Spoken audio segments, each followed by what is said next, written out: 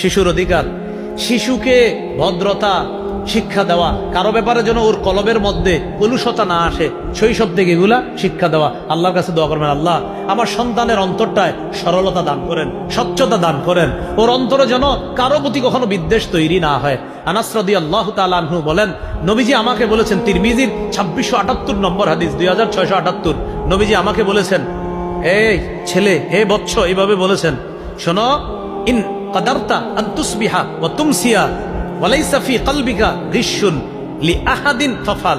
তুমি যদি পারো যে তোমার সকালটা এমন হয়েছে, তোমার অন্তরে কারো প্রতি কোন রকমের কলুষতা নাই, কারো প্রতি তোমার কোনো বিদ্বেষ নাই, তোমার রাতটা যদি এমন হয় যে কারো প্রতি তোমার কোনো বিদ্বেষ নাই, তুমি এমনটাই করবা। মানে তোমার রাত যেন হয় বিদ্বেষ মুক্ত রাত, তোমার দিন যেন হয় বিদ্বেষ মুক্ত দিন, তোমার অন্তরে যেন কারো প্রতি কোনো কলুষতা না থাকে। নবী বললেন, শোনো বালক, জালিকা মিন সুন্নতি, এই যে তোমারে শিখাইলাম এটাই আমার সুন্নত, কারো প্রতি কলুষতা না রাখা এটাই আমার সুন্নত।